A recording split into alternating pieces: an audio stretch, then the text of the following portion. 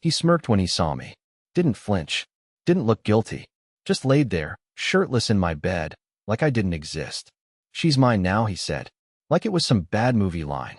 Like I was supposed to just collapse and leave. But I didn't blink. I just smiled, pulled my phone from my pocket, and said 6 words that wiped the smugness right off his face. "Your wife saw the video already." And I swear, I watched the color drain from his entire body like a sink being unplugged. Tara, my wife, the woman still clinging to the covers beside him like a scared child, finally opened her mouth, but no sound came out. Just one pathetic, stuttering gasp. "Let me tell you how we got here." No, let me tell you how they walked into a trap. See, they thought I was clueless. They thought I was that guy. The one too nice to notice. Too soft to do anything if you did find out. They didn't realize I stopped believing in her excuses 6 weeks ago. The late yoga nights. The phone always on silent. The wine bottles disappearing faster than usual. But I didn't yell. I didn't accuse. I watched. I waited. And I planned. Step 1. Get into her phone. I waited until she fell asleep face down on the couch after one of her long shifts. Took less than 3 minutes to mirror her cloud account. Step 2. Track the messages. Turned out to be Emmett, a guy I'd actually met at her work party last year. He was married. We shook hands. I told him I liked his suit. He told me he liked my wife's earrings. He was staring at her chest when he said it. Step 3. Reach out to his wife, Haley. She didn't believe me at first. Told me I was insecure, paranoid. But once I forwarded the screenshots, she stopped replying for an hour. Then she sent one text. "Let's destroy them together." And oh, we did. The hotel room? I booked it under my name, not his. The flowers on the table? Paid for with his credit card. Haley gave me access. The phone he found by the lamp, with the red blinking light? Live streaming. To her phone. To mine. To the cloud. Every angle. Every sound. So when I walked in, it wasn't rage or heartbreak I felt. It was relief. Because the truth wasn't a guess anymore. It was a file. A record. A weapon. And the fallout was just beginning. He reached for his phone first. Not his pants. Not his shoes. The phone. As if he could somehow undo what had already been seen by 3 different devices and a very, very angry wife watching from the other side of town. Tara just sat there frozen, eyes wide, like she couldn't decide who she feared more, me or the consequences. Honestly, I wasn't sure which of us she should have feared either. I wasn't yelling. I wasn't even angry. I was just done. Numb. That kind of dead inside calm that people mistake for forgiveness, right before they realize it's just the eye of the storm. "You didn't have to do this," she finally whispered, her voice cracking like a cheap wine glass. I turned my head slowly. "You mean catch you? Or record you?" I asked. "Because I gave you 6 weeks to tell me the truth. You chose to lie. Over and over. You think I liked setting up hidden cameras in my own bedroom?" She opened her mouth to respond, but I cut her off. "Don't. Just don't. The moment you brought him here, to our home, you made your choice." Emmett stood up, now in full panic mode. "You don't understand what she's going through. She's been miserable for years." I laughed. Actually laughed. It wasn't even bitter, just exhausted. "I don't understand. Buddy, you have no idea how many nights I begged her to talk to me. To tell me what was wrong. She said she was just tired." "Tired, huh? Guess you really woke her up." But the real show was only starting. See, while they were fumbling for explanations and covering themselves with sheets like it mattered anymore, Haley, Emmett's wife, was already on her way. We had agreed not to arrive at the same time. I wanted to give Tara the illusion of control for a few minutes. Let her think she could cry, beg, manipulate her way out of this. But once Haley walked through that door, every exit would slam shut. And that door was about to open in less than 5 minutes. So I stalled. I picked up the wine glass they'd been drinking from and examined the lipstick mark. Tara always hated red wine. Said it made her sleepy. But now, apparently, it tasted better between betrayals. I asked them questions I didn't care about. How long? Was it worth it? Does your mother know what kind of man you are? Petty? Maybe. But I was allowed that. I earned it. And then, as if summoned by some dramatic god of poetic justice, the elevator down the hall dinged. Footsteps. High heels. Pacing closer. I looked back at Emmett and said, "You might want to put your pants on now." He didn't move. He just stared at me like I had shattered the world he thought he controlled. And maybe I had, because nothing he said next would save him. Not when she walked in. When the door finally opened, the silence in the room was suffocating. Tara clutched the blanket tighter. Emmett flinched like he'd been caught mid-crime, which he had, and I just took a single step back, arms crossed, as Haley walked in like she owned the building. She wasn't crying. She wasn't screaming. She didn't even look at her husband. She looked directly at my wife. No words, just that stare. That cold, clinical stare you see in courtrooms and hospital hallways. The kind that means something is already dead, and now it's time to bury it. Tara whispered, "Oh God," under her breath. "Don't bother praying." Haley replied flatly, finally breaking the silence. "He doesn't answer people like you." Then she turned to Emmett and dropped a manila folder onto the table between us. "That's your name being removed from the mortgage, your car insurance being canceled, and your gym memberships being frozen, including the one where you apparently motivated other men's wives." She smiled bitterly. "Oh, and you might want to call your mom. She already saw the video." He stumbled forward, half-dressed, trying to form some desperate excuse, some hollow apology. But Haley wasn't there to listen. She turned to me next. "You okay?" she asked. "No," I said honestly, "but I will be." And then she did something I wasn't expecting. She reached into her purse and pulled out Tara's old wedding ring. "I found this in your husband's glove box," she said calmly, and tossed it onto the bed, where it bounced once and landed next to Tara's hand. Guess he liked carrying it around like a trophy. Tara looked like she'd been slapped. "Wait, what? Why would you?" But Haley just turned her back and walked out. That was it.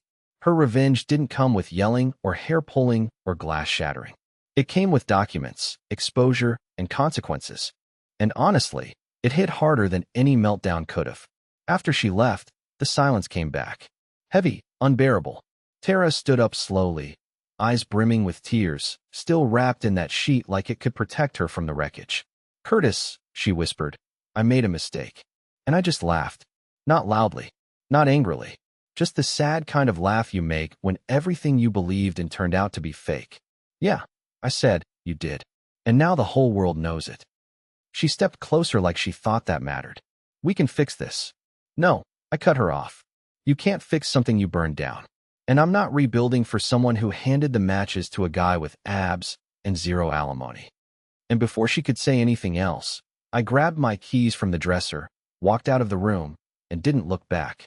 But the story was far from over. I didn't go home that night. I couldn't. The idea of walking back into that house, our house, where every corner whispered reminders of what I used to believe we had. No. Instead, I drove. Nowhere specific. Just away. Through suburbs that looked too perfect, past gas stations with flickering signs, until I ended up at an all-night diner, sitting in a booth that smelled like burnt coffee and ketchup. That's where I opened my phone again. And that's when I realized just how fast the wildfire had spread. Haley had already sent the video to two of Emmett's coworkers, both women. One of them, apparently, was the woman he'd told his wife not to worry about 6 months ago. I guess karma decided to work overtime. But that wasn't the part that made my stomach twist. No, what made my hands shake was seeing that someone had leaked the video to a private Facebook group for spouses in our neighborhood. Not the whole thing, just a still image and a caption. "Cheaters always get caught. Room 412. Kennedy's face, my wife's face, was in that image. Clear as day. She was sitting up in the bed, mid-laugh, hair tossed over her shoulder, the sheets barely covering her. The comments were brutal. I didn't write them. I didn't share it. But the internet is fast and merciless, and now? The world was watching her lie. I felt sick. Not because I wanted to protect her. No, those days were gone. But because I knew her. I knew how much she cared about image. About perception. About being liked. And now all of that was turning on her with the speed of a triggered alarm. One post had spiraled into 10. Her old college friends were tagging each other. Even someone from her yoga studio commented, "This her?" OMG, I knew it. I should have felt vindicated. I should have leaned back and smiled. Instead, I felt empty, like someone had opened me up and scraped everything out. Around 3 a.m., my phone rang. I didn't answer the first 5 times, but she kept calling. Finally, I let it go to speaker. "Curtis," she said, voice shaking. "You have to help me. Please. Everyone's seeing it. My boss messaged me. My mom called. I don't know what to do." "You do nothing," I said flatly. "You sit in the mess you made." "I didn't think," she started, but I cut her off. No, you didn't think. You didn't think when you invited him into our bed. You didn't think when you looked me in the eye and lied about where you were every Tuesday. You didn't think when you made me feel crazy for asking questions you knew the answers to. So now, you get to feel what I felt. Except the difference is, I did nothing wrong. She started sobbing. I ended the call. I sat there, alone in that booth, listening to the buzzing lights above me and wondering how I got here. I used to be the guy who brought her tea in bed, who let her sleep in on Sundays, who believed every time she said, "I love you." Now I was the guy whose betrayal video had gone semi-viral. And the worst part? It still wasn't enough. The next morning, I expected silence. Maybe some kind of calm after the storm. But no, my phone was vibrating nonstop. Missed calls from numbers I didn't recognize. Emails, voicemails, notifications. It was like every piece of the fallout had decided to detonate at once. And smack in the middle of it all was a message I hadn't anticipated. Her company wasn't firing her. In fact, they were circling the wagons, protecting employee privacy. No formal workplace policy was violated. We don't act on social media speculation. Just like that, she was still employed, still smiling in that corporate headshot while the rest of her life burned to ash. I don't know why that part hit me so hard. I never wanted her destroyed, not completely. But I wanted consequences. I wanted her to feel something, lose something. Not just cry into a pillow while keeping the job that let her sneak around in the first place. The universe, apparently, wasn't done playing games with me. But then I got an idea. Not revenge. Not something cruel. Just closure. The kind only truth can give. See, while the company couldn't fire her over the affair, they could care about something else. Ethics. Conflicts of interest. Inappropriate use of work hours. So I made one anonymous call. Then another. Sent screenshots. Nothing explicit, nothing that could get the video flagged.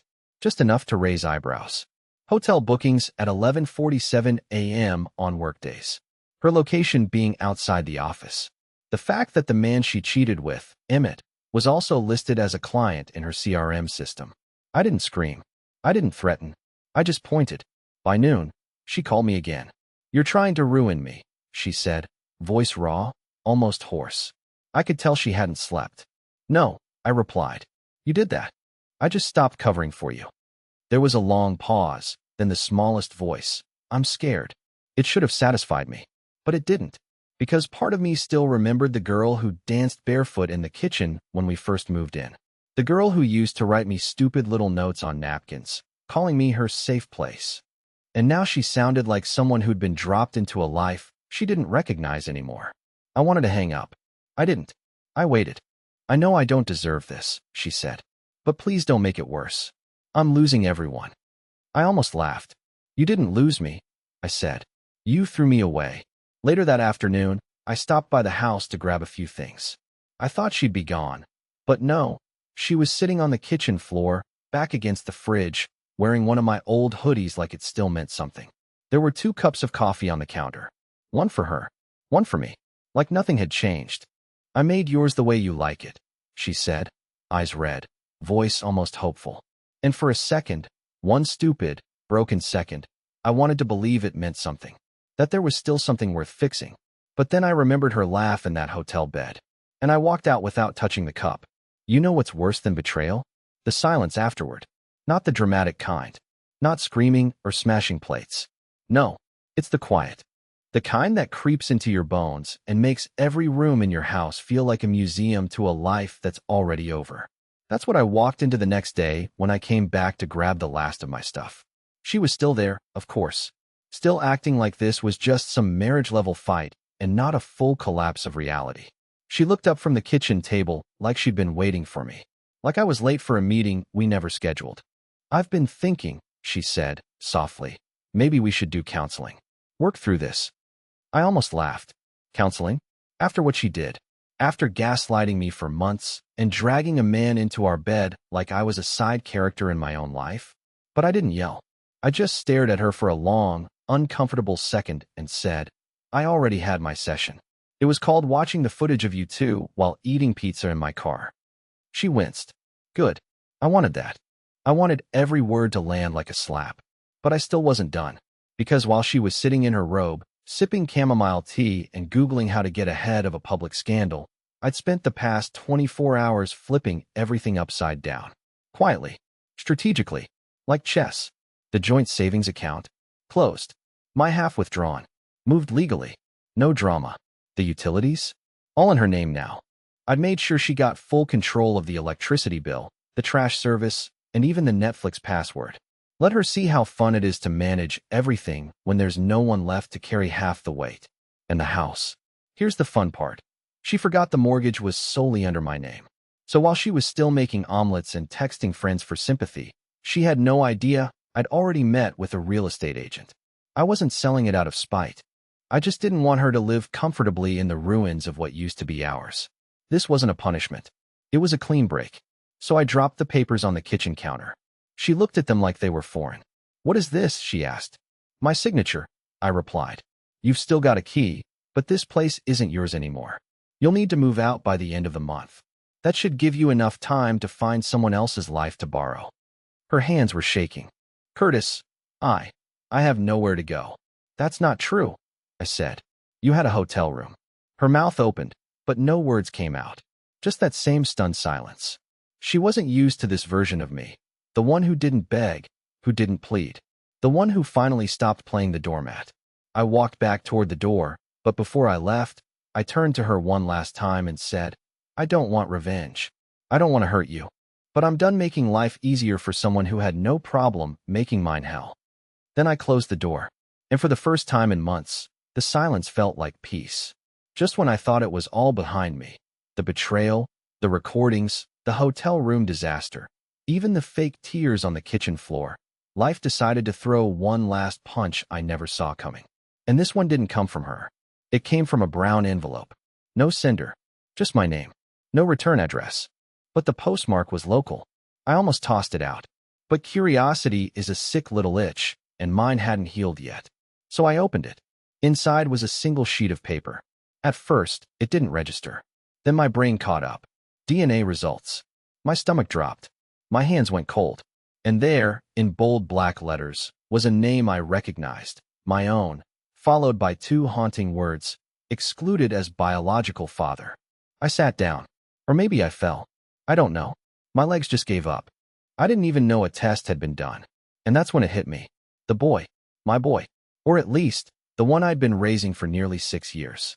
I'd always loved him. From the moment I first held him, I was hooked. He had Tara's nose and my mother's eyes, or so I thought. He called me Dad. He clung to me when he had nightmares. He'd run into my arms when I came home from work. And now I'm reading this piece of paper that tells me none of it was real. I couldn't breathe. I wanted to scream, but nothing came out. And somewhere between the shaking and the gut punch of reality, I realized someone wanted me to know. Someone went behind her back, got a swab, and mailed it to me. And there was only one person who had access. Haley. I called her. She answered on the first ring, like she'd been waiting. "You got it?" she asked. Her voice wasn't smug, just exhausted. "I don't understand," I said. She sighed. "I didn't want to blindside you. But Emmett told me everything when I served him. There was a rumor. He wasn't sure. Tara had said it was yours, but the timeline didn't make sense. I had the kit sent to your place while you were at work. I'm sorry." I sat there in stunned silence. "You needed to know," she added. "You deserve the whole truth." I hung up. I didn't cry. I didn't throw things. I just stared at the wall while the clock ticked louder and louder in my ears. Everything, all of it, had been fake. The marriage, the vows, the late-night work shifts, and now, even the family. Later that evening, Tara texted me. Just one line.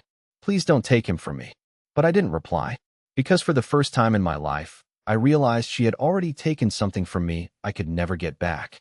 And now, I had to decide whether I was going to walk away from everything or turn this pain into power. I didn't respond to her text. I didn't call. I didn't go over. There was nothing left to say that hadn't already been shattered and left behind in the wreckage. And after a few days of sitting alone in the new apartment, surrounded by half-unpacked boxes and furniture that didn't carry any memories, I realized something strange. I was okay. Not great. Not fixed. But okay. And after everything I'd been through, okay felt like a miracle. The world didn't end. The earth didn't split open beneath me. I was still here. Still breathing. And for the first time in a long time, I was breathing without the weight of her lies on my chest. I met with a lawyer. Not for revenge, not even for court. Just for clarity. To understand my rights. To set boundaries. To protect myself from being dragged into more of her chaos. And when he asked me if I wanted to fight for custody, I shook my head slowly. No, I said. But I want the truth to be on record. I want it documented that she lied for years. That I didn't walk away. I was walked over. He nodded, and I could tell I wasn't the first man to sit across from him with a broken heart and a copy of a DNA test. Weeks passed. The noise faded. People moved on. The video threads stopped trending. Tara lost friends. Emmett disappeared from social media. And Haley, God bless her, moved to Colorado to start over with her sister. She sent me a postcard once. Just a mountain and a single line. We survived, Curtis. That's enough. And maybe it was. But the real surprise came one afternoon, sitting in the park with my coffee and a notebook. I'd started journaling. It was stupid at first, just messy thoughts and bitter rants. But over time, they turned into something else. Stories, lessons, even humor. And that day, I noticed someone sitting across from me. A woman with wild curls, a messy dog, and a coffee order just as complicated as mine. She smiled when I made a sarcastic comment about the guy yelling into his phone nearby. We talked for 20 minutes, then 40. Then she asked if I came here often, and I laughed. Actually laughed, and said, not really. But maybe I should. Her name was Sienna. Not perfect. Not some magical fairy tale fix. Just real. Curious. Kind. She didn't ask about my past. She didn't pry. She just asked what I was writing. And I told her. The end of a long chapter.